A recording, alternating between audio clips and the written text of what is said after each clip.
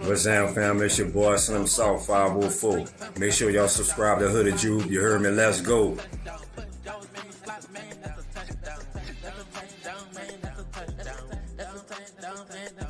What's up, folks? This is Shano Barnes, and you already know this shit more than a game, man. You also already know that it's NOLA versus all y'all. And you also know that it ain't YouTube if you ain't subscribed to my dog, Hooded Jude. Come on, man, what are you waiting for? You already know. It's still Who Dat?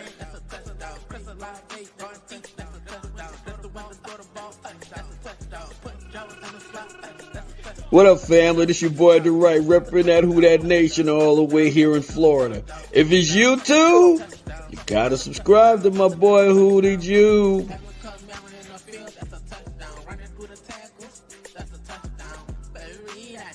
What's up, world? It's your boy Carlos Clayton. I'm the host of Uneducated Sports Talk. Subscribe to the big homie Hoodie Jude for everything New Orleans Saints. Who Dat?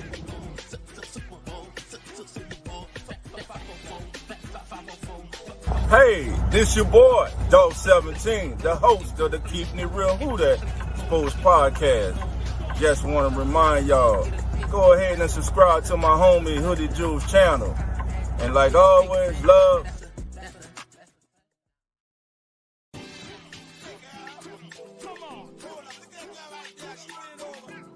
What's good, guys? My name is Zach.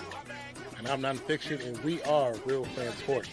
And you need to stop what you're doing right now. Hit that subscribe button and subscribe to your boy, Hoodie Juby. Hoodie Juby.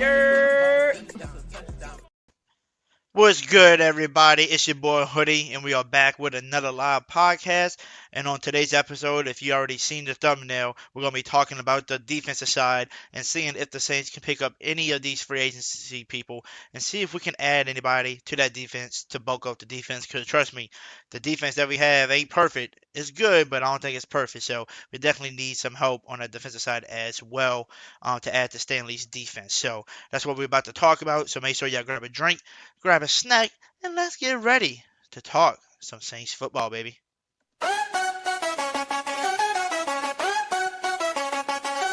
Yeah, we in the zone, watch the Saints rise, Kellen Moore's game plan, yes, no surprise, Rashid Shaheed flying, catching that light, Chris Lawrence magic making defenses right, Hoodie Jude on the screen, we hype it up, Saints Nation stand tall, never gonna give up, Saints on a mission, watch them take flight, in the dome under lights, it's a beautiful night, championship dreams, we're ready to score. With Hoodie Jude and the crew, we're wanting more.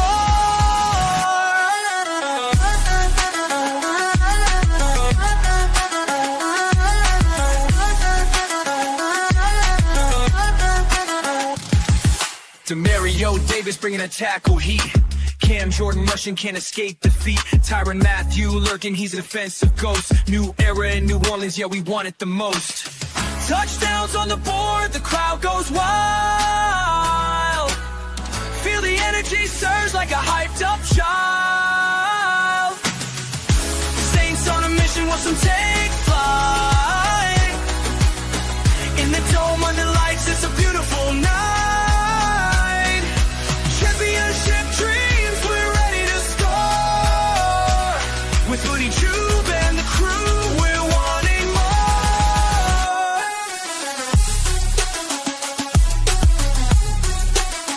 So here's for the Saints, let the victory blow.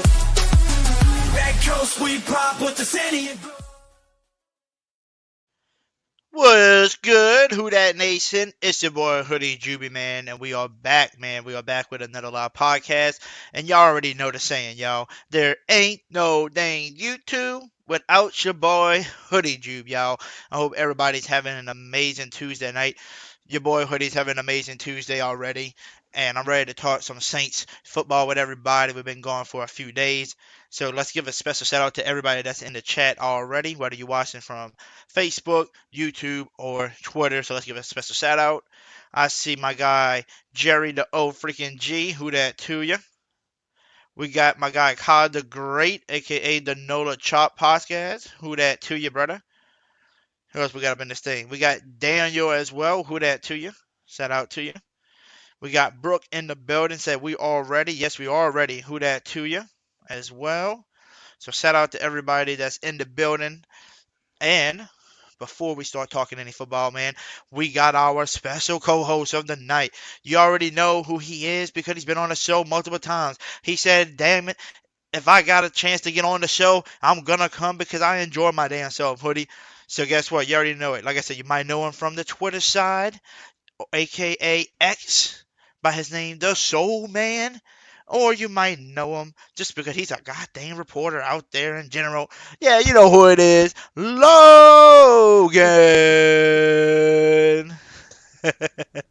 What up, Logan? You did not bring. I was about to say, you didn't bring me. I don't think I deserved that intro. You got me. You introducing me like a Mike Tyson or something in the '80s, but I'll take it. Heck yeah, man. We got to, man. Everybody that comes on the show deserve an introduction. Come on, man. It's the Hoodie Jew show. But shout out to you, man. We're about to start talking about some free agency, you know, on the defensive side. But before we do that, we got one more guest in the bag that's waiting to come on tonight to come talk to us as well, Logan, because you know how it is. Hoodie's always got the people around him that always want to come hop on and give him their thoughts. And this guy got his own channel as well. And I'm going to say it like this. It's so easy to introduce this guy as well because all I got to say is this, and I'm just going to give y'all the hint away. Come on in. Grab a drink. Take a seat. Put your feet up. And let's talk some Saints football. Y'all know who it is. It is the host of the Keeping It Real Who That Sports podcast, my guy, Dolph Jackson. Who that nation? How you doing, baby? Come on in. What's going on, Hoodie? Logan, what's going on, my guy? What's going on? What up? Man, I don't know, man. Hoodie got me up past my bedtime, man. Hey, I do it all the time. That damn Hoodie. Hey, don't act like it's not. Don't act like it's not new. I mean, back in the day when I first started it up, remember, I used to be on here at 3:00 in the morning sometimes. Not 4:30, 5 a.m. Stop. Okay. I was trying to make it seem a little bit nice at 3 a.m. Okay, but yeah, I remember the 5:30s in the mornings. Yes, sir. Yes, sir. But shout out to everybody that's in the chat, man. Shout out to y'all coming on tonight. It's always a late show over here, you know, because everybody gets off late and all of that. So. Your boy was luckily to have off today, but I always like to keep my show late because everybody else is going live during the day. So shout out to everybody. So today's episode, man, we're going to be talking about our defensive side. Can the Saints add from, you know, the free agency? Because there are some big names out there that I think could easily produce and can easily fit into the scheme, you know, of Mr. Stanley as a new DC. So Logan knows, and then Dolph knows.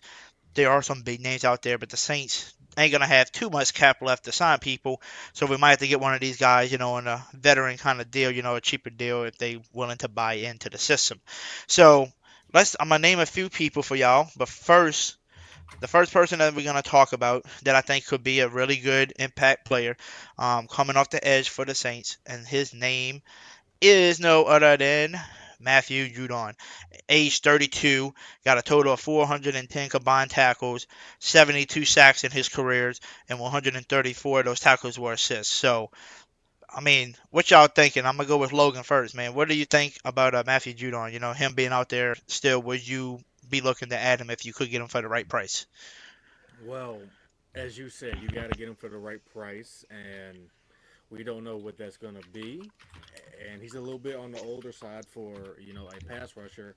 I know it's kind of crazy to say that we're saying anything over 30 football-wise is kind of over the hill in football in the NFL, but I mean Matthew Judon wouldn't be a bad pickup. I just am trying to see if, you know, Kellen Moore would even. It's starting to feel like Kellen Moore is looking more towards youth because this team has been one of the oldest rosters in the longest time. So it wouldn't be a bad pickup, but I wouldn't mind it. But because I mean, he would be that veteran that you need, and it wouldn't be a bad one, but it's all about price. Okay. What about you, Dove? I'll pass. You'll pass up on him?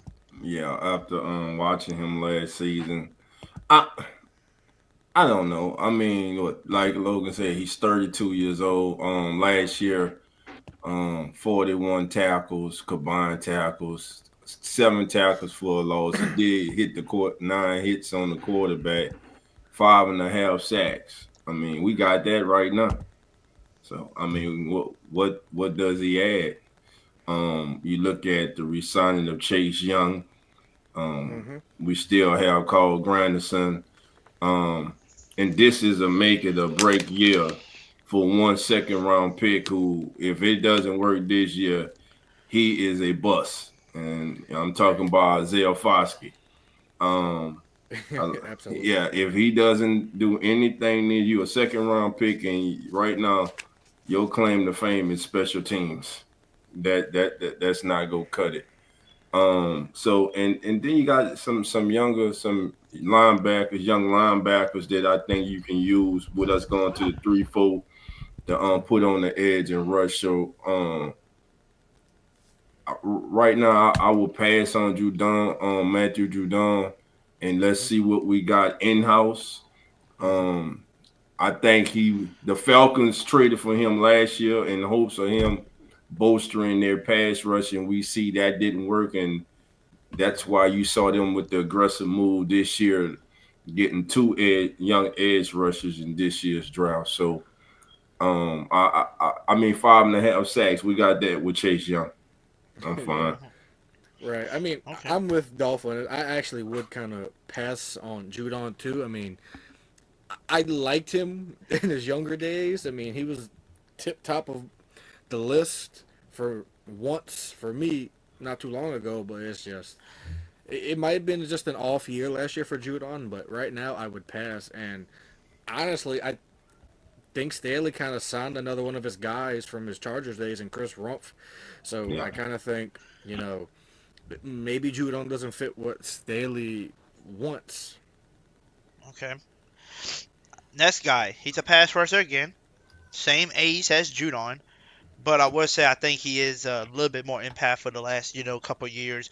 Actually getting traded from Cleveland to the Lions, and he's a free agent. Which a lot of people are saying they think he's waiting to sign with the Lions again to be where he was happy last year and traded.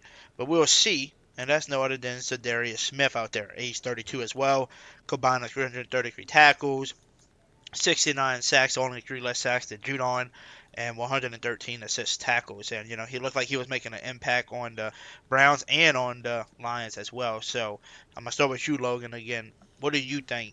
Like a guy like DariusSmith, do you think it's the same thing like Judon, too old, or what you thinking? I mean, it's kind of like the same thing as Judon. I'm not saying too old because, 32 in regular people age is still young. But, we're talking football here in the NFL, and DariusSmith is a very, productive. He's been a very productive player for, over a decade now, 10 years in the league. And, but I just can't see a fit for Zadarius now. Now, if we still had Dennis Allen as our head coach, maybe, because Dennis Allen always likes signing these older players and people to fit his scheme, which he does. But DariusSmith, I think, fits more like maybe someone like the Jets, where they have Aaron Glenn, his old defensive coordinator from the Lions, or even going back to the Lions and staying home. I would love to have maybe another veteran in that room, but it's just hard to see. Now it's like Dolph said, are they going to be better than Foskey, or is Foskey going to improve? We don't know that yet. I just don't know if it would be the right fit in the Staley scheme. Now, and I'm not saying anything bad about DariusSmith because I've always been a huge fan of DariusSmith. He gets after Likewise. it. He gets after it, but fit right now is what I'm questioning. And when I say I've been a fan of him since his Kentucky days. So, yeah, I just don't know. Okay. What about you, Dolph? I'm kind of on the fence, but again, like Logan said, it comes down to the fit. does he fit the scheme that we're going to be running here? 9 sacks last year, 35 tackles, nine tackles for a loss. That was between the Lions and the Browns last year. I'm on the fence with this one. It's all about fit though. If he fits, he's a veteran. I'm sure there's nothing he hasn't seen in his career. I've always liked him. Great motor, and I'm kind of on the fence though. It kind of depends. Again, what do we get out of our young, our former second round pick? And listen, Rump, who they re-signed, his thing when he was with the Chargers with Allen was staying healthy. Mm-hmm. That was his thing. He has the talent. It's about him staying healthy. Oh yeah. And doesn't it seem like we say that just about the whole Saints roster if they can stay healthy? Yes. If they can stay healthy. New Orleans sports in general. That's our famous saying. That's our famous saying. Oh my goodness. Yes, sir. I don't know what it is about our New Orleans. I don't know if it's just a curse, that we have. Just when you come here, you get injured. I really don't know. But I'm on the fence with both of these guys. Like if we can get them veteran good price, not too expensive, because just nobody really wants to pick them up and assign them to the deal that they really want, so they got to take a pay cut. Then cool, sign them. I'll take them because they're gonna be probably better than some of the people we probably have already on the roster, and they can produce. I feel like either one of them could. Now, the last one, me and Logan talked about this guy a few times already on the podcast. Dolph, this was on like future podcasts that we did, and it was kind of crazy when we talked about it because we was like, why is this guy still not signed with how young he is, how talented he is? And Logan said, well, it's because of the injuries, and that's why a lot of people hasn't, signed this guy yet. And that is who? That is Mr. Samuel Jr. over here, man. Age 25, 6 picks in his career already, 176 combined tackles, and 28 assist tackles. So, Logan, give me some info on this guy. We already know, like we said, some of the sources are saying because of his injuries, and that's why he hasn't passed his physicals and stuff. So maybe that's why people haven't signed him yet. But why should the Saints still go after him, even if if it does cost him just maybe to get him for a cheaper price because he just wants to be at least on the team this year instead of being on the sidelines. On the inside the what you want to call it, the stands watching instead of being on the sideline this year. Right, you kind of hit on the nail on the head, Hoodie. It's the medicals. That's what's raising red flags all across the league, and that's what I've been hearing. I keep asking why. I asked a few sources, why hasn't Asante been signed? It's the craziest thing. I would love to have Asante, but apparently it's the medicals that's raising red flags. I don't know, but if he can't pass a physical right now, I don't know the answer to that question. Maybe that's what it is, but Asante Samuel Jr. only just 25 years of age. I would love to sign him. That would make me feel a lot better about this very young secondary because outside the only vets that we really have in the secondary right now outside of Alante at corner is Tyron and Justin Reed back there at safety. If you get Asante Samuel Jr. on this team, then you have Kool-Aid, Asante, and Alante. That would be very, very good. But I would love it, but it just seems like the medicals are just what is raising the red flags. And I don't even know what the price would be for Asante Samuel. I don't know what his, projected contract would look like. I haven't taken a look at Spotrac in a while where they predict it, but if the medicals aren't there, then I don't know if they are going to sign him, but I would take a chance at the very least. I know years ago, San Francisco took a chance on Jason Verrett. That didn't work out at all. That man was hurt every single year of his NFL days, but be like the legendary corner his dad was for the Patriots back in the day, or even the Eagles, but he's kind of good, but not kind of, he really is good. I would take him in the New York Minute. I really would. Okay, what about you, Dove? What you thinking? I heard last week that it was because of injuries that he's still out there on the market. I actually heard listening to Moving the Change that it was his medicals. That's the problem. That's the only reason he hasn't signed with a team right now. Um, like Jazz Leo 12 saying Ramsey would be better, but That contract isn't. yeah, that contract isn't, man. And You the think? Dolphins go want you to take some money, take a hit. You know, I just wait. They got to release him, so I just wait.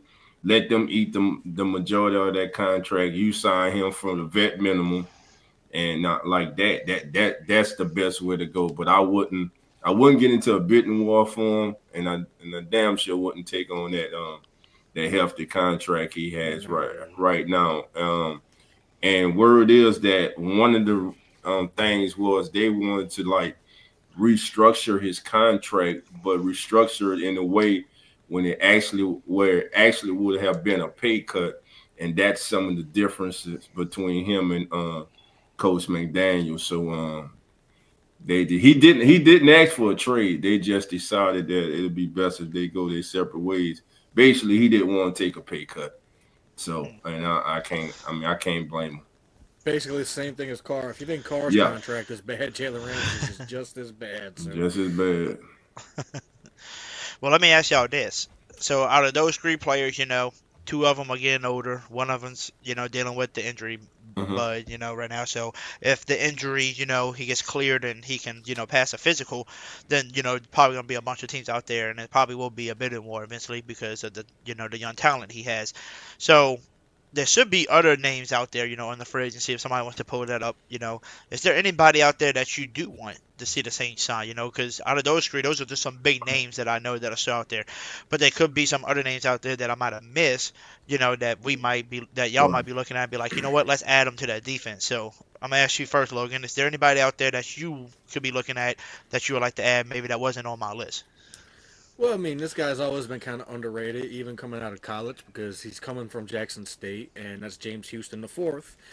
I mean, when he came out of Jackson State, very pleasantly surprised he went undrafted. He was just absolutely a sack machine when he played in Jackson, and went to the Lions, got some play, and he was getting sacks when he was playing for the Lions too. And then he gets cut, gets claimed by Cleveland, doesn't really get much play time. He's a free agent out there right now. He's only 26 years old, and he would fit perfectly in this 3-4 system. I would take a shot at. I mean, he wouldn't really cost you much. I think his cap number just last year with Cleveland after he claimed off of waivers was $787,000, which I would do that in a heartbeat. I mean, he's young, but that would be the only player I would think of to sign because he's underrated for the defensive side of the ball. Outside of Asante, of course, but that's one guy I don't know why no one's taking a chance on him. Okay. Let me ask you this, Logan. Is there any other linebackers out there that you can think of that could help in the linebacker room, next to DeMario and all them? Because I know we just went and got the young stud, Danny Stutzman, but like you said, with the new scheme we have, we might need with the linebackers we have, we might have to put, like you said, maybe some more defensive ends in some of that linebacker spot to kind of be the rusher off the edge as well. So, like, is there any linebackers you can think of that's available that looks good still, or are they all too old and can't play anymore? Well, I mean, one's definitely on the older side, but I mean, he's such a good player still, and I don't care. And that's C.J. Mosley, and it's the craziest thing that the Jets let him go. I mean, I know his Jets tenure was kind of riddled with injuries, but we've always kind of done great with getting the Jets, sloppy seconds to keep it PG rated. But I wouldn't mind C.J. Mosley. He would fit perfectly next to DeMario. But there's one thing I can say. Don't sleep on Tyrone Powell, our undrafted free agent that the Saints picked up out of Rutgers. I don't know how he went undrafted. I had him as a 5th-round guy, but don't sleep on him. I think he has a chance to make this 53. Okay. He plays Foskey. He might. He's taller. See, that's the other thing is, you remember how we had Zach Bond on the team, but he just went to another team and the team used him in the right scheme, and now he's accelerating. So maybe with the Stanley defense, maybe that will make Foskey better. Maybe that'll make some of the players that we're looking at be like, okay, why these people ain't playing? Maybe that will make them a better player. So we're gonna see. Hopefully, I'm guessing if he's not a fit, they're gonna release him. They can release players that they don't feel like it's not gonna be worth their need. It's gonna be sitting on the bench. Um, but I'm gonna go to you, dog. Is there anybody out there on that free agency list that you would like to, try to sign if you could? Whether it's a Um, linebacker, whether it's a DN, corner. um, I'm gonna go with a veteran. I'm gonna go with Preston Smith. I wouldn't Preston Smith's out there. Last year 4.5 sacks. He played with the last year he's with Green Bay and the Steelers. 4.5 sacks, pressure, QB pressures. He had 13. So I mean, I like Preston Smith as a rotational veteran presence, rotational piece. I think he'll be a good and he's good against the run also. So him in that rotation, another veteran. Again, if you bring him in, you're not looking for him to play heavy minutes. You're just looking for him to be in that rotation, kind of surpassing, taking the place of Tanoa Passionio. So I mean, Preston Smith is one guy I'm looking at, and at the linebackers, Hoodie, you guys were speaking of Kaiser White. Right now, he's probably the high out there. He would be a good person to bring in to take a look in. Now, I don't know if he's played in like a 3-4 scheme before, but if he has or if he's adaptable, I would definitely take a look at him as a possible candidate. Okay. What do you think about Kai the Great? He said, "What about Shaq Thompson?" I mean, I always like Shaq Thompson. I mean, he's basically a safety playing outside linebacker, very versatile. I've always liked him when he was in Carolina, except when he was playing against us. I liked him when he was in college coming out. I mean, he's a little bit on the older side. I mean, I don't necessarily know if he can go out there and cover like these slot wide receivers anymore, but I would. That's someone I would be intrigued by. Okay. Gotcha. Who that to you, Slim? I see you down there.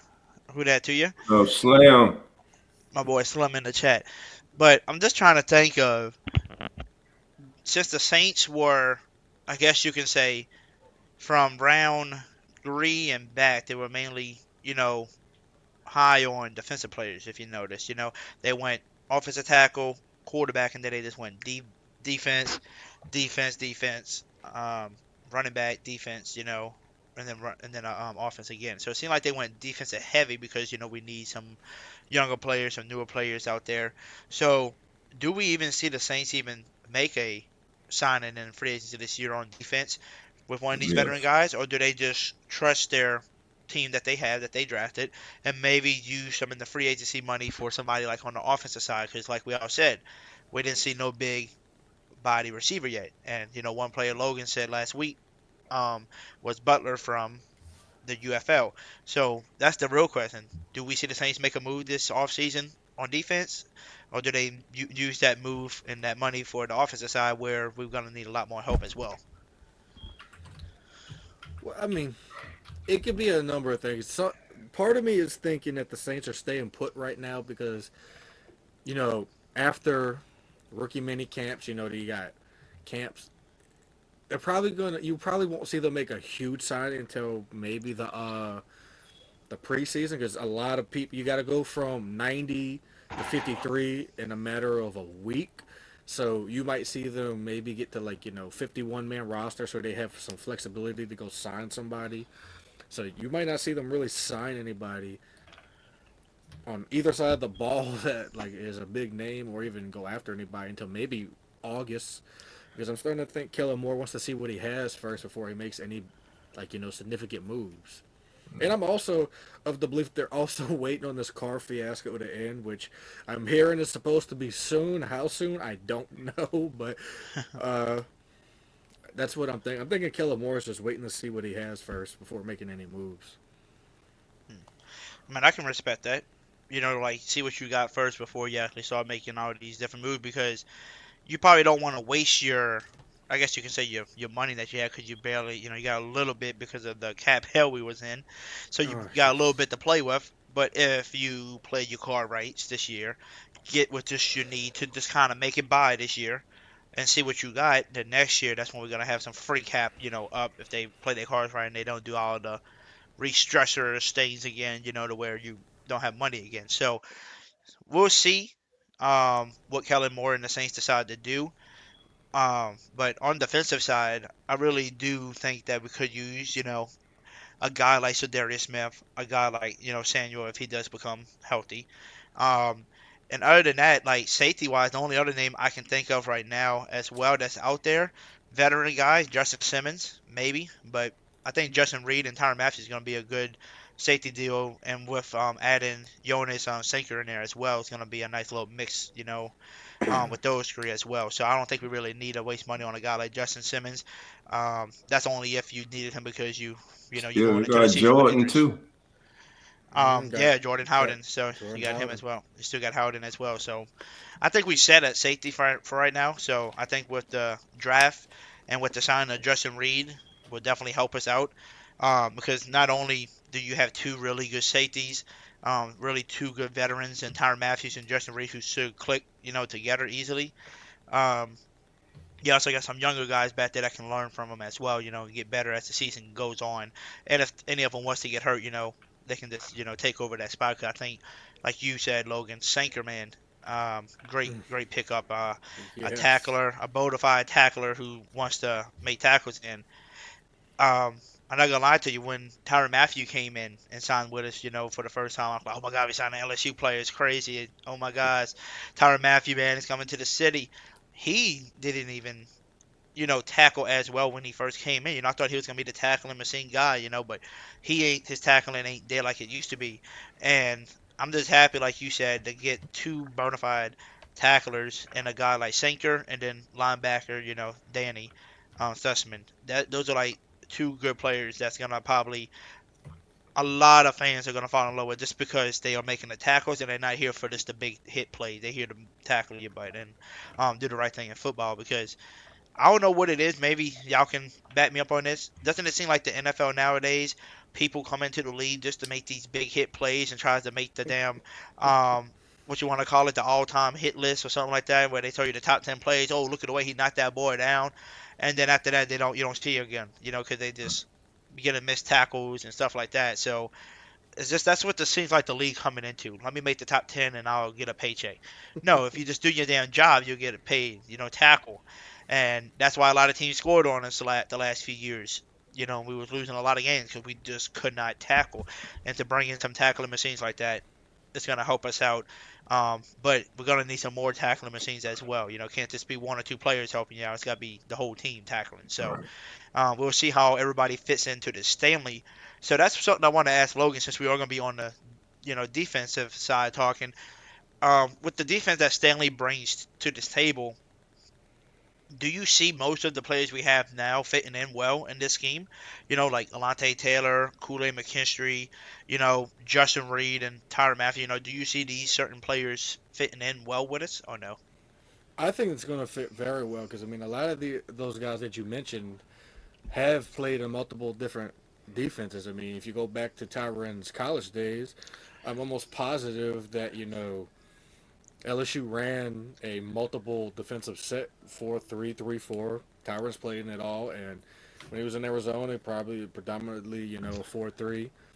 When he played under Spagnuolo, it was a 4-3. But Tyrann's a very smart guy. He's probably one of the smartest defensive players out there in the NFL. So, pretty sure he's going to be very good. And Chase Young comes from if I believe correctly, when he was in Washington, they ran a 3-4 under Ron Rivera. I could be mistaken, but I think you're going to see a lot of these guys fit very well because Staley's a defensive-minded guy. I mean, you go back to his Los Angeles Rams days, and I know it's easy when you have someone like Aaron Donald, who's like the second or third greatest defensive player of all time on your roster, but he got the best out of what he had outside of Aaron Donald, and even when he was coaching the Chargers, the defense wasn't bad at all. It was just couldn't put an offense together with Justin Herbert for whatever reason. But I think you're going to see a lot of these players fit very well in Staley's scheme, and I think he's going to get the best out of a lot of these guys. And the one guy I'm hoping he gets the best out of is Foskey, because I know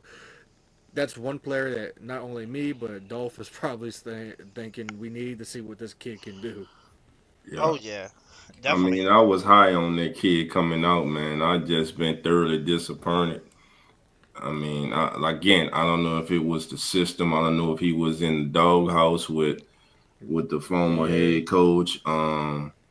So hopefully this new system can free him up, and he can play freely without thinking so much.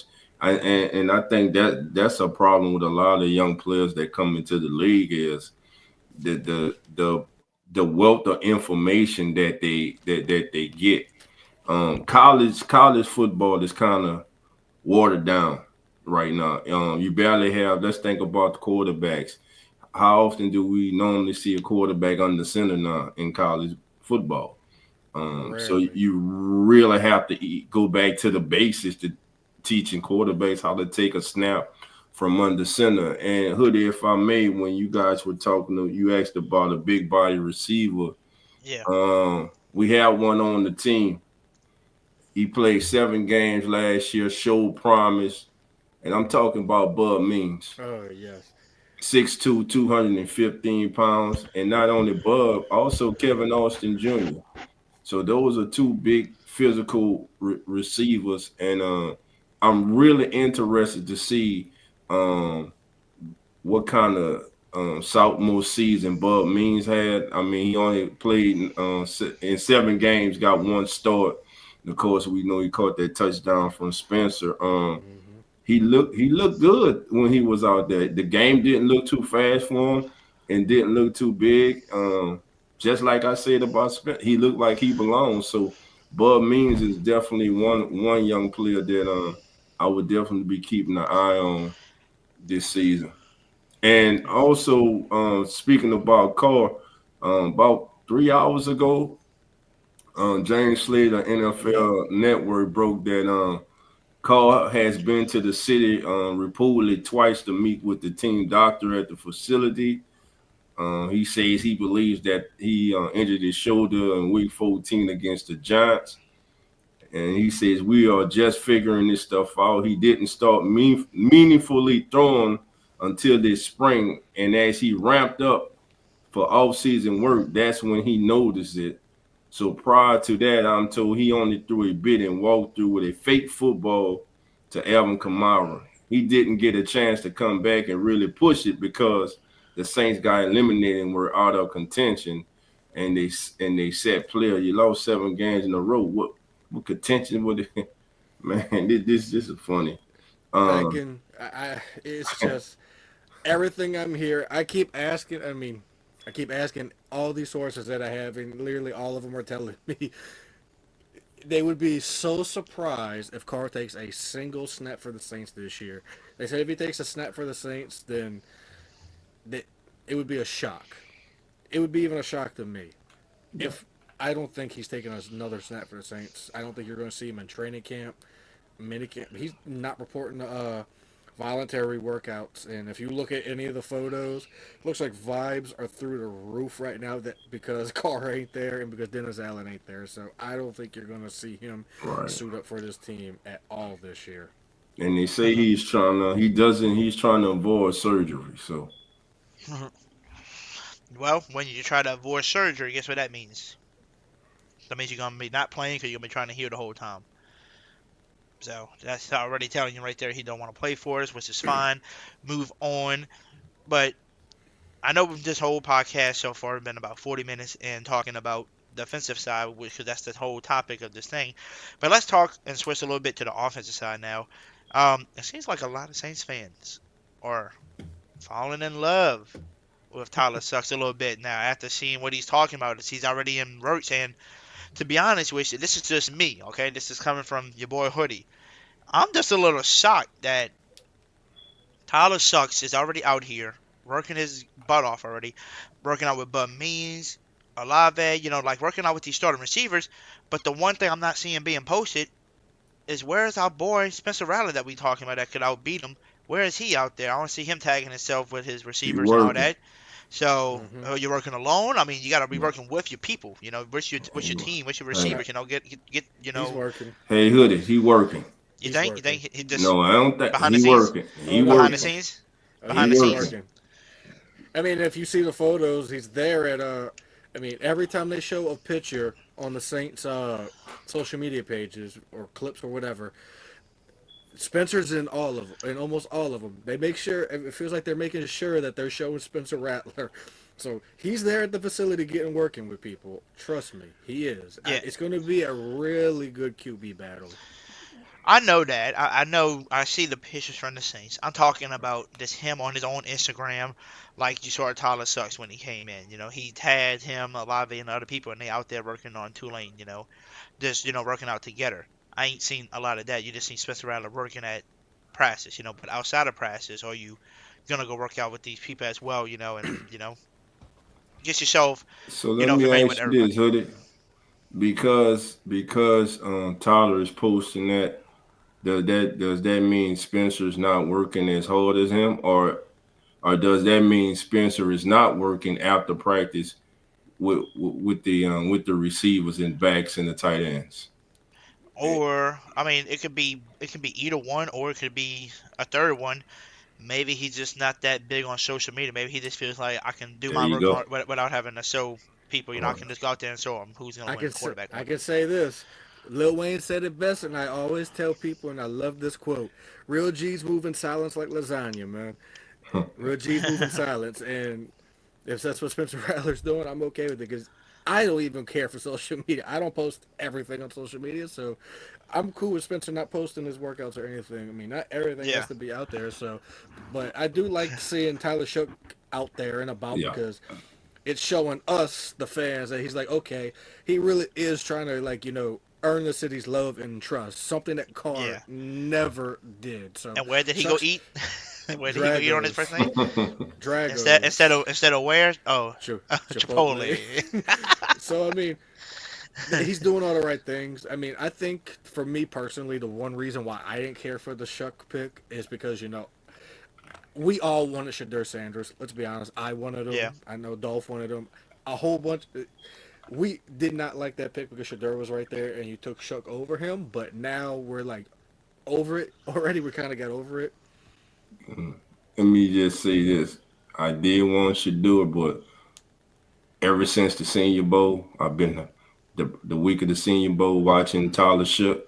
I've been on his bandwagon, so I'm not mad now.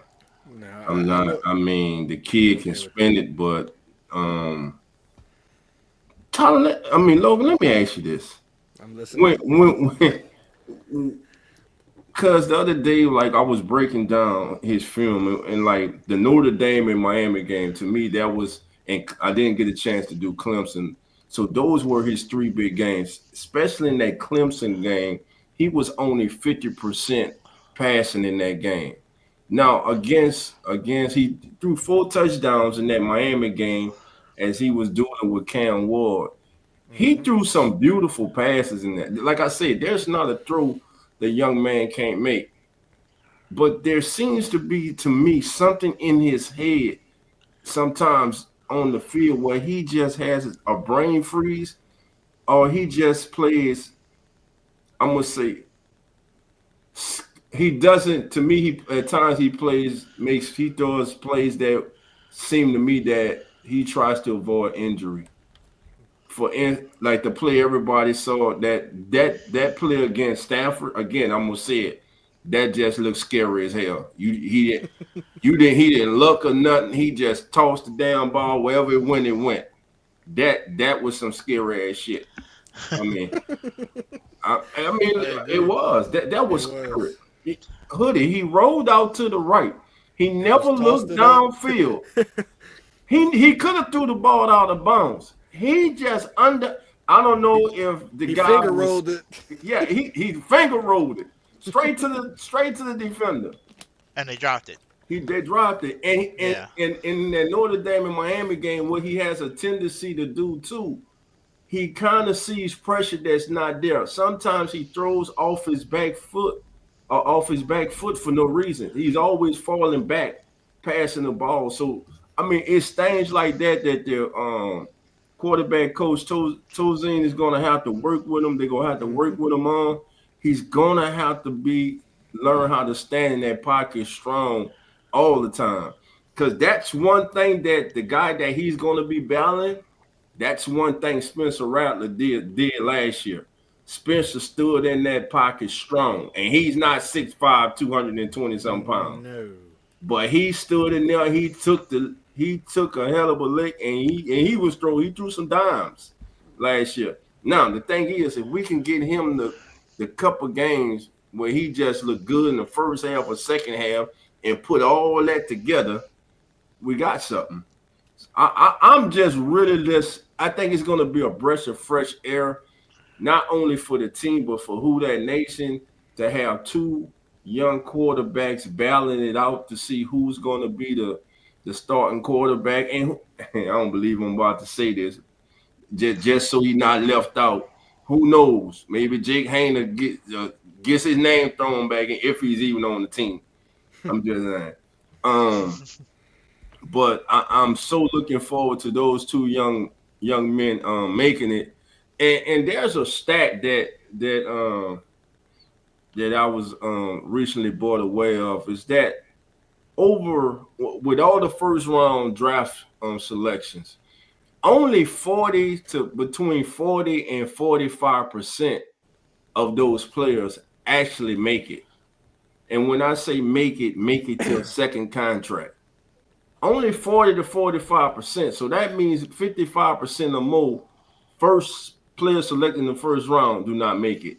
And it goes down round by round after that. I'm saying that to say that he was handpicked, but he was in the second round. If the Saints chose not to move back up until the first round to get Tyler, they stayed put. Now, many say that it was out of Jackson Dart and Tyler. So if the Giants would have selected Tyler, Jackson Dart most likely would be the Saints quarterback right now. It's just some things I had researched and looked up, guys. And you didn't say anything wrong. That was everything. They tried to get back into the first. They tried to get back into the first round for Jackson Dart, but everyone was just trying to get a bunch of picks out of the Saints, and they wasn't going to budge. So they just stayed pat at 40 and let Tyler drop to them. Now, the one thing I was told is if Jaden Higgins would have made it to pick 40, they would have had a decision to make because they really wanted Jaden Higgins out of Iowa State. But oh man, I wanted Jaden Higgins. But ultimately, every player that was on that board that I was told that if they was available at 40, then the Saints would have had a decision to make. But they were all gone, so they was like, you know what? Let's just take Tyler. Why wait? So, but it's gonna be a really interesting QB battle. It's kind of like the year 2000 again when we had Jeff Blick and Aaron Brooks. Either one of them could have had the job. So it's gonna be really, really interesting. So I'm like 60-40 on Tyler, the Spencer getting the job. So.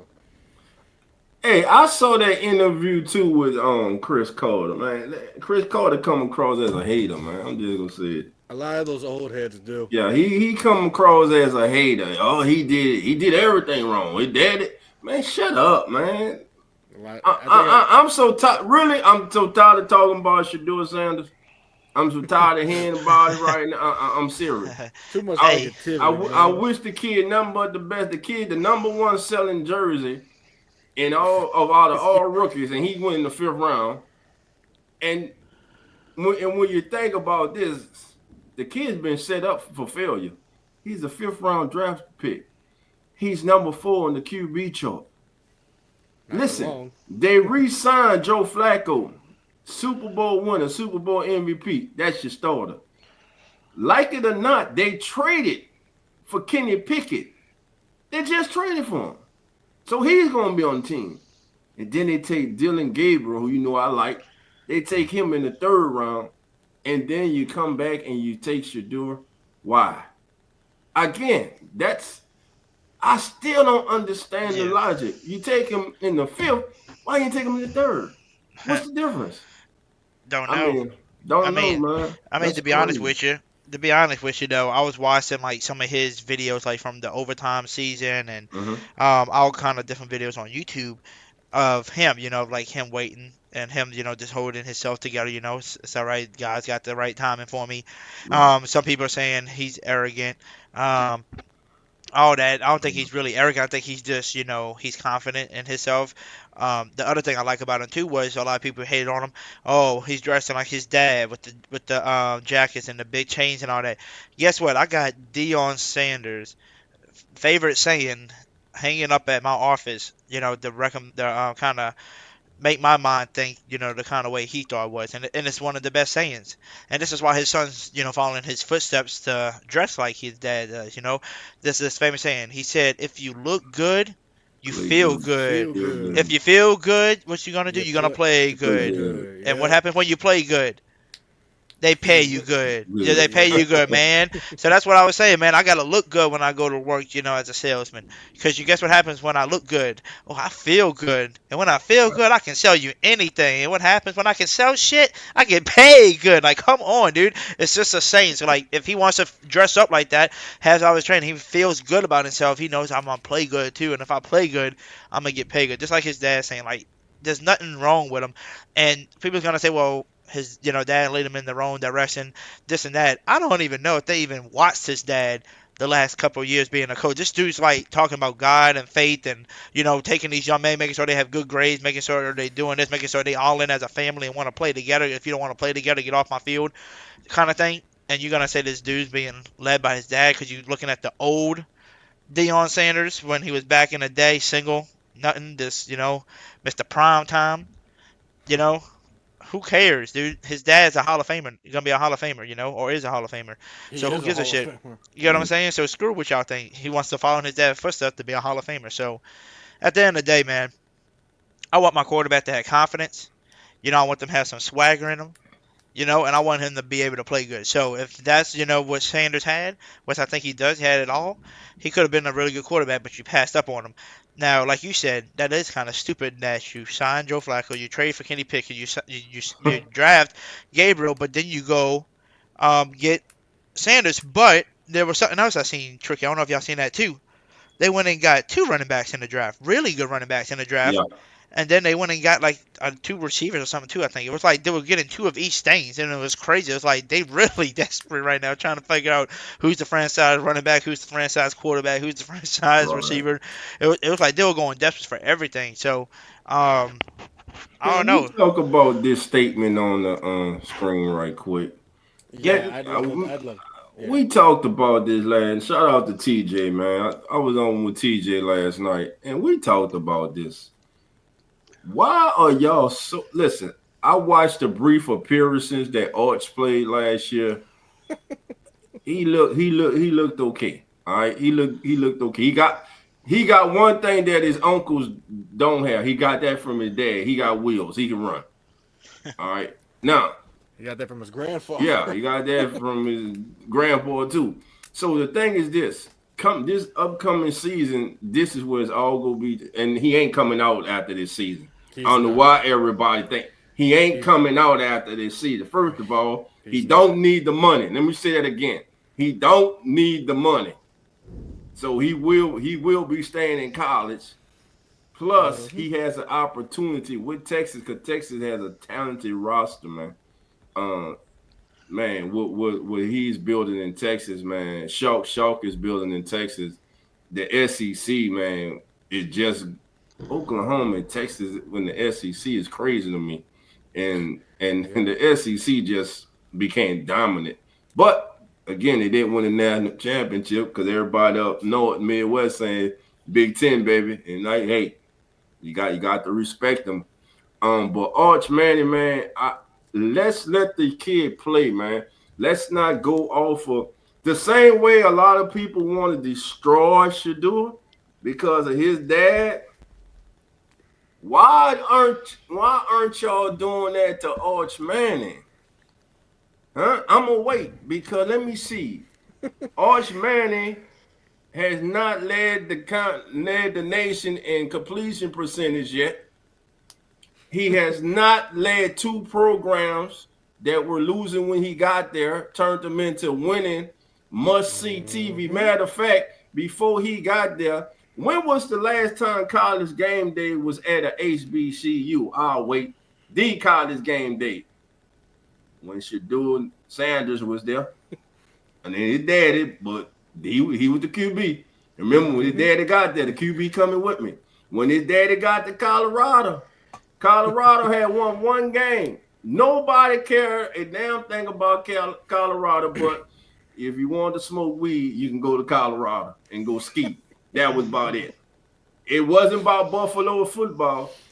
Think about this, guys. We had the last 2 years, we had people talking about, I got to watch, is Colorado on, I got to go watch the Buffaloes play. Why? We all know why. We all know why. No, he didn't win the conference championship.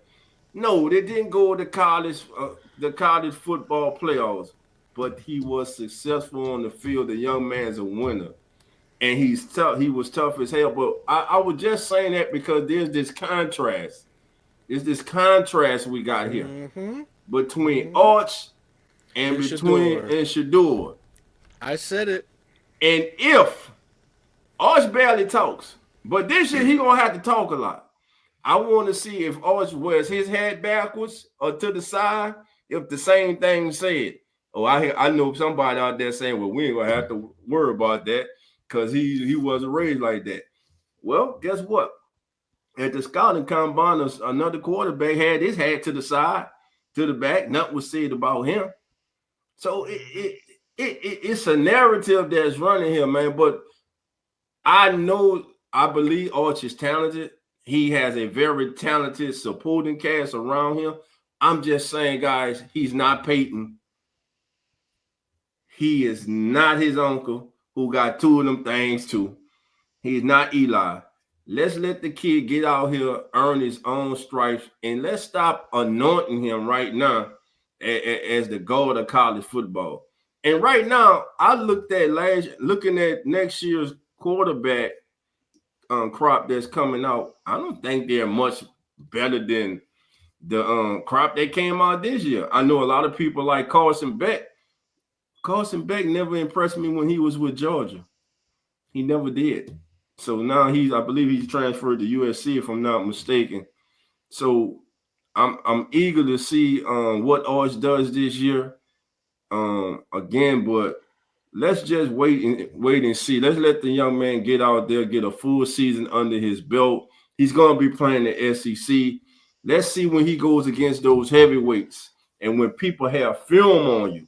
And we know what things change when teams get film on you. So let's see how he does toward the end of the season. Will Texas be in the running for the college football playoffs with him? Will it be in the running for an SEC championship? Let's just let the kid get out there and play. That's all I got to say. I'll turn it over to Logan now. Yeah, okay. Yeah. Logan's lightning struck by him. Yeah, and struck his Wi-Fi out. Yeah, I'm good to go though. But you didn't say anything that I have not said already, Dolph. I mean, people have attacked me. Certain people have attacked me on social media for saying exactly what you're saying. You will praise Arch Manning for his last name, but you will hate Shedeur Sanders because of his dad. And it's the most hypocritical thing that have been trying to tell people. It's very hypocritical. And I don't hate Arch. I covered a few of his games when he was in high school when I was just a videographer for Varsity Sports Now. And I thought the guy played really great when I saw him in person. But he's playing against, I don't even know what the division was. I don't even know what Plaquemine High School is. I mean, I played in 5A ball. I don't even know. That might have been 2A ball for all I know down there. But it's just the hypocrisy that I like to call out. But outside of that, you kind of hit it on the nose already, Dolph. I don't have to repeat all of that. It's just everything you said. Yeah, it's crazy. I mean, that's the real question. Will Manning even come out to draft next year? Because a lot of people are saying he probably won't. He probably won't come out to draft. All the Mannings have stayed off. To my knowledge, both Peyton and Eli both went all 4 years into the draft. All 4 years of college, to my knowledge, unless I am mistaken, but I'm thinking Cooper is, who is his dad, is going to make Yeah. him stay all 4 of his years because the one thing that's important in the Manning family, from what I hear, is that degree. You could be great at football, but get that degree as well. I mean, Right. so And Arch is, hell, yeah, the, Arch ain't coming out in yeah. 2026 yet. And It's let straight and to let's not 2027. forget. Let's not forget. Dion didn't do what Archie did. Archie came out and said, "We not going to the San Diego." And we all love Archie to death. I mean, The I love man Archie. came out and said, "Don't pick him. We not going." Nah, shit. Oh, Dion said, there are certain teams that he don't want his son to go. Damn it, Archie came out and said specific team, named them, the team that everybody knew needed them. Don't pick them, or we go back into the draft. I'm just saying, man. It's just, Double standards. Yeah, there is a double standard, and it's been that way for a long time. And even Yep. when I was playing on sports, I seen there was a double standard for certain kind of players, and then there was a double standard for players like me. You see it everywhere. It's just It's crazy. the people in the NFL pick and choose their favorites. They pick and choose who to hate, Yeah. or the whole world, as a matter of fact, does that. So that's the only thing I have a problem with, is the hypocrisy. I don't have a problem with Archman at all. I think he's going to be great, and it would be a great storyline if he did get drafted by the Saints, but I don't think the Saints are going to be horrible enough in 2027, which is when he's going to come out, to be able to pick him, but we'll see. Yeah. So what y'all think? Son of God said, "Who will be our number one tight end?" Question mark. Can Hoker make a jump this year? Jawan Dawson is Jawan. I keep saying Dawson. Damn, Jawan Johnson is Juwan Dawson. yeah. Jawan Johnson is our number one tight end. We do not have a number two yet because Taysom is out and Foster is out. It is there for him. I know everybody fell in love with him last year. He played. How many catches did he have? It can't be all the coaches. Yeah. I'm just saying. Oh, I do have a question though for y'all. What do y'all think of this? Because there are little rumors coming around, and I know Logan can probably find out from his sources if it's a true statement or not. There was rumors that the Eagles might been looking to trade Dallas Cadet, and if he was available, would Kellen Moore go after him since they used him, with the Eagles, and they used him in his scheme. The only time he didn't use him, and the reason why the other tight end started playing a little bit more was because of his injury. So if he can get his injuries fixed and be back to the Dallas Cadet, would you take a side on maybe taking him, or just let them maybe release him and sign him? So the rumors are true that the Eagles were looking to trade Dallas Goedert, and I don't know how far talks got, but I mean there was a little tiny bit of interest from the Saints end because of Kellen Moore, of course, but I have not heard anything other than that. But if Dallas Goedert so happens to be released by the Eagles, I wouldn't surprise me if Kellen makes a phone call and asks. Starting tight end.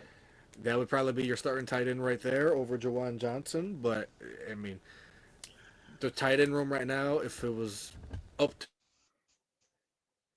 Booker as the number 2 tight end, and then, Moliki, Matavio, who they just drafted as your number 3, because I really have been high on Holker since last year. I mean, I loved him when he was in college.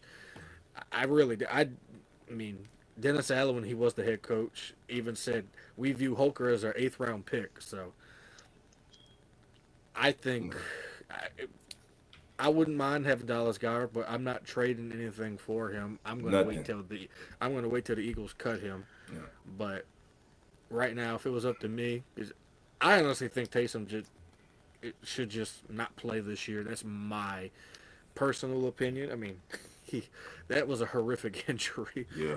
But and as for Foster, as much as I love LSU guys on the Saints, don't know where he stands with Kellen Moore, but you drafted a tight end for a reason, and I think Maliki Matavio is going to be really good if he gets used, and I'd love to see Holker get some run. I really, really would. Now, there's a veteran tight end I'd like to see him bring in to go with Holker and Jawan Johnson. If Dallas Goedert is not doesn't become a free agent, the Saints grab him. How about Hayden Hurst? What you think about Hayden Hurst, Logan? I mean, I don't mind him. It's just he's been kind of beat up the last couple of seasons.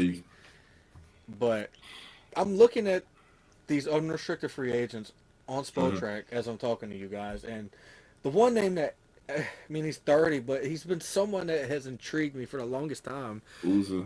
And that is Gerald Everett. I mean, Yeah. I liked him when he was on the Rams. I just think with Kellen Moore, he would get the best out of him. I think it would be a good pickup. I mean, maybe not a great, but I really have always kind of liked and been intrigued by Gerald Everett. I really have. Okay. I mean, I would like to see a little bit of Mo Holker this year. And I want to ask you this, Logan, because you got the sources and all. Is it true that when we signed Juwan Johnson to that deal, was it really true that Kellen Moore does like Juwan? Like, he really does like him? I guess, I don't know. I don't know what he's going to... Maybe he likes his size and his speed. Maybe that's what I'm guessing. Kellen really does like Juwan. That wasn't just a Mickey sign. Kellen really does like Juwan Johnson. He sees Juwan as a tight end one. But, I mean, of course, you have to have backups. But, yeah, Kellen does like Juwan. He has the size. He's kind of the same height as Dallas Goedert, if I'm not mistaken. So, and kind of similar to the tight ends he used in Dallas as well. So, yeah, Kellen really does like Juwan. Right, and Juwan said that was one of the reasons he's re-signed with the Saints was because of the discussion he had with Kellen Moore. There were other teams that he was thinking of signing with until he spoke with Kellen Moore to find out Kellen Moore's vision for using him, and he liked what he said, so he re-signed. That's all true. I mean, I like it because remember, Dolph remembers this. I was a big fan of Juwan. Remember, I like Juwan. I even said when we re-signed him, some people were like, "Why we re-signed this dude? He ain't even that good." But to be honest with you, if he was healthy enough and he had a quarterback that can throw to him, I think he can do more than 500 yards. I think the man could be closer to that 1,000-yard tight end if you really needed him to, but he just wasn't utilized right. He wasn't, healthy long enough in a season, and his quarterback wasn't that good, And I thought Carr, when he came here, was going to be the guy to put him over them yards he needed because he was a tight end guy. But as soon as he came over, we finally signed a guy like Foster Moreau to come help. You still had Taysom Hill in the side that you was going to use. So we didn't utilize Juwan Johnson like I thought he would. But like you said, with him being under Kellen Moore now, maybe Kellen Moore gets the best out of Juwan Johnson because he already spoke to him and told him what I want to use you for. And instead of going to a different team, he signed with the Saints again. So I'm ready to see what we can get out of Juwan because that man's fast, he's got the size, and I think he's got the hands for you too. Hoodie. Juwan Johnson, again, I like Juwan Johnson. Look, again, undrafted free agent, wide receiver, converted to a tight end, excels at the role till he gets a contract for being a tight end and not a receiver. Now, with that being said, yes, he had been injured, but when he has played, he has been inconsistent. He has showed times and flashes when we are like, that's the player. That's what they see. And he showed it last year. But again, he doesn't show up every week. And there were times last year before, remember that Minnesota game when everybody was questioning, did he even want to be out there on the damn field? Effort. So it was not only quarterback play, but it has to do with Juwan too.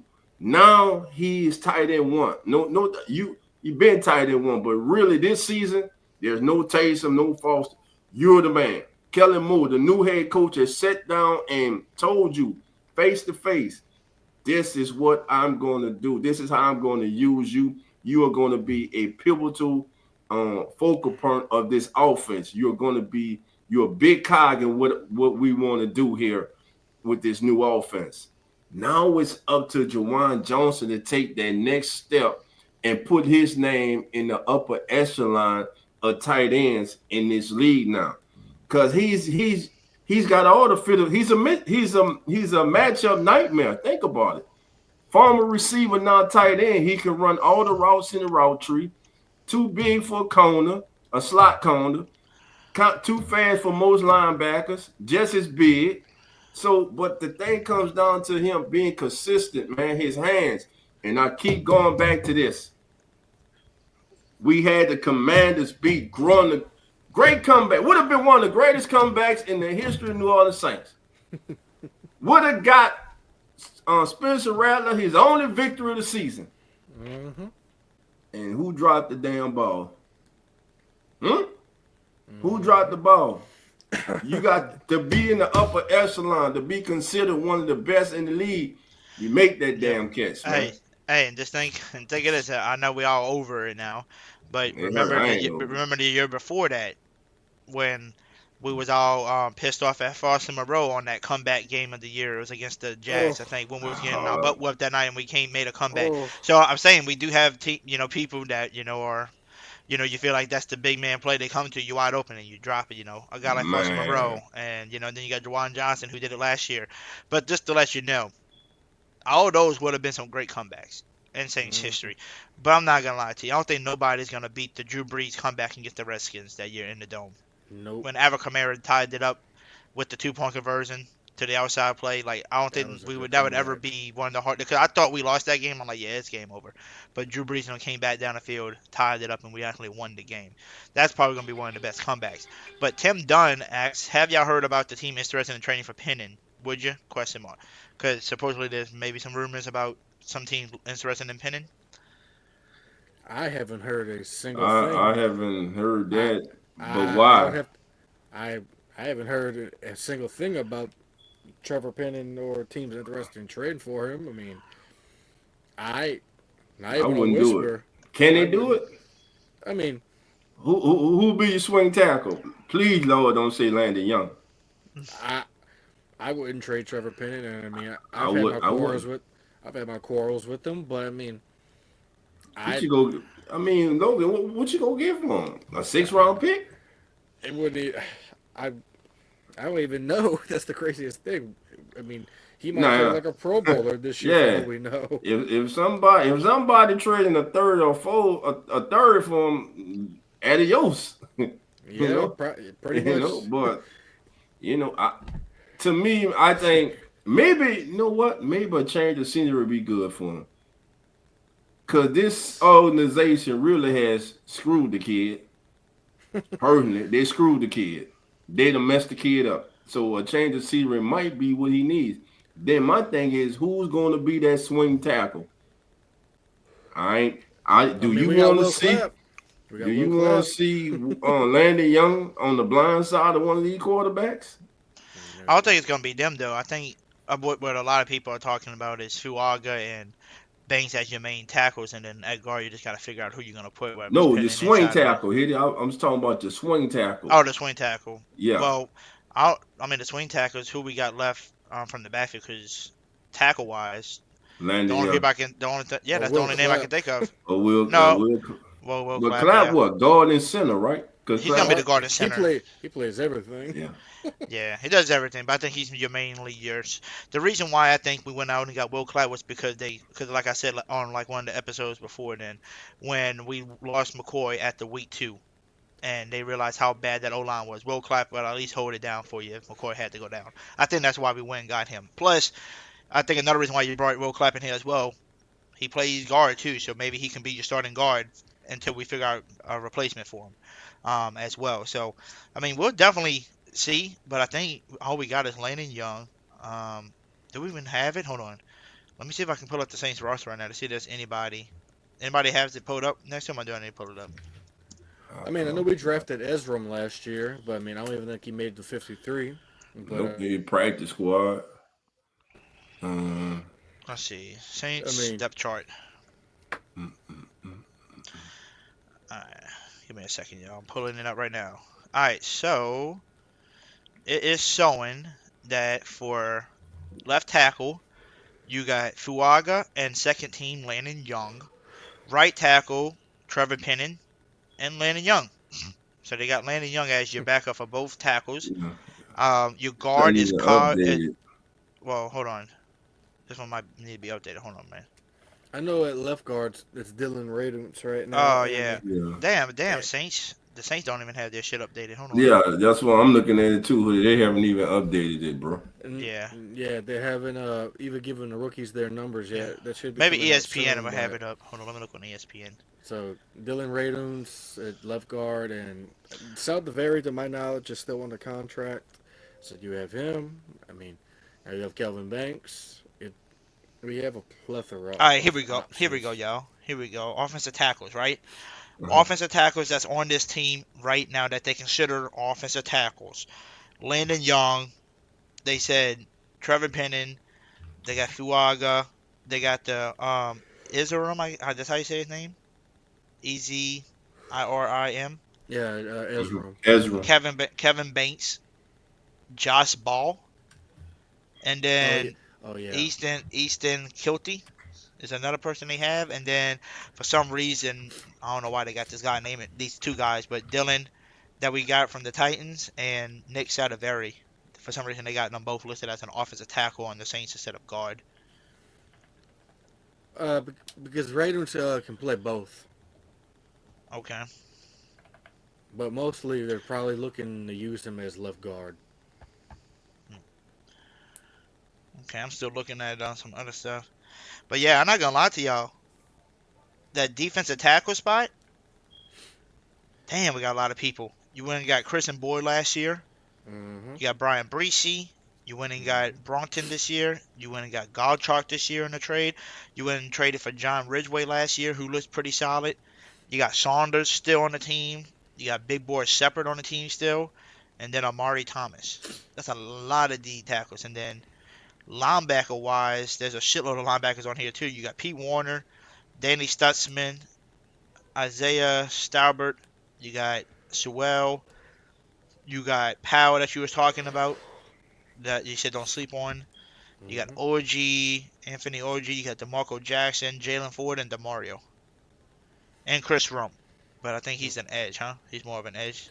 Yeah, edge, outside linebacker. I mean, Mm. 3-4. You're probably going to be using him more as your outside linebacker. All right. And then corner wise, they saying these are your corners. You ready? We got Benham, Beanum from South Dakota State. I don't know how to say this last guy name. His name's Travian Fluin, Oh, Fluellen, Trey Fulton. Trey from Middle Fulton. Tennessee. Tennessee, Yeah. yeah. Kool-Aid McKinstry. One guy that I think is gonna step up and actually get a playing role this year, Rico Payton. Mm-hmm. Quincy Let's see, Riley, bro. Sleep, Amante y'all. Taylor, Isaac Yeadham, and Rezon Wright. And That's who then everybody's sleeping on. Rico right, Payton. Rico Mm-hmm. Payton, yeah. I agree. Rico Payton, I'm telling you, like it wasn't just preseason when he got in the regular season game. This Mm-hmm. kid is something, as a corner, what they say, you got to have a short memory. But I tell you Hmm. what, he was right every time I saw him. He was right there in the hip pocket of that receiver. So if that quarterback's gonna make a throw, he got to be a damn good one. I Definitely. like Rico Payton. Matter of fact, I've been trying to reach out to him. I'm trying to get Rico on the show. I keep reaching out to him. I'm gonna blow his Twitter up till I get him.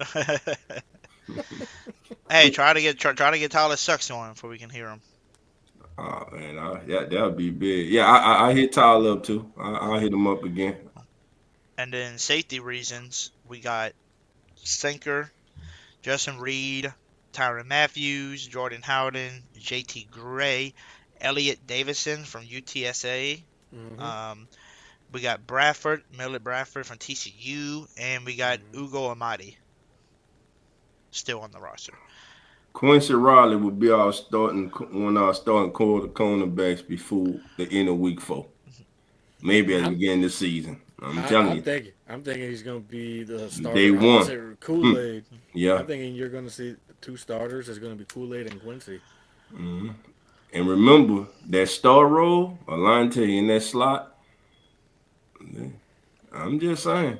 I think the 2026 draft, everyone is talking about, Arch this.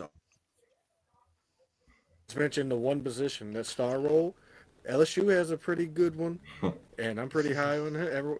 I'm high on him. If he didn't tear his ACL this year, he probably would have been drafted, and that's Harold Perkins. So Yeah. if I'm the Saints, I'm drafting him next year. I don't give a. I mean, if Shuck plays well and say we win like 6 games and he has like a 20-11 TD to INT ratio, then I'm rolling with Shuck. So I'm thinking 2026. I'm targeting Harold Perkins. I'm not worried about quarterback if Shuck plays well. Okay. What about receivers? Any receivers coming out next year that we can go after? I would have to go back. I don't know who the heck's coming out next year. The only receiver that it's worth paying attention to in the whole entire country right now is Jeremiah Smith, and that's probably not happening until 2027 either. So He's a sophomore. So if you're looking at My receivers, God, that kid good. and saying it's crazy how all these youngsters are. It's crazy how people have evolved from over 10 years. Because I mean, I don't remember anybody when I was in high school. When I was in high school 10 years ago, playing like this. I mean, everyone was still like running 4.5s, 4.6s. Now everyone's running 4.2s, 4.3s. It's the craziest thing. So if you're looking for a receiver, the year for it is 2027. So, but 2026, I'm thinking you're going to see the Saints pick at least at pick number 12 or 14. Yeah.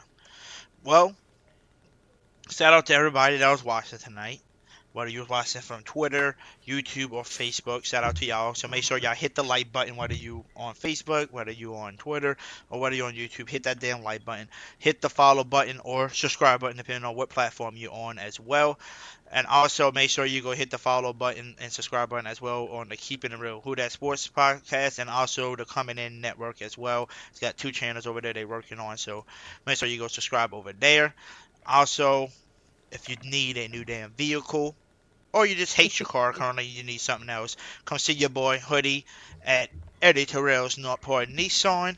And also for anybody that are mamas out there or dads, and y'all have a bunch of kids and y'all need a third row vehicle, all I gotta say is right now, for the month of May, Pathfinders only, no matter what trim level, from S all the way up to Platinum Edition, you got 0% APR right now at Nissans, and you can go literally from 12 months all the way up to 60 months for 0%, or if you want to do 72 months, which is the normal terms everybody does, you got 1.9, or if you even want to extend it out a little bit more to 84 months just because you feel like you want to lower your payments even more, you got a 3.89, APR as well. So very low APRs right now on the Pathfinders, the third row vehicles for you.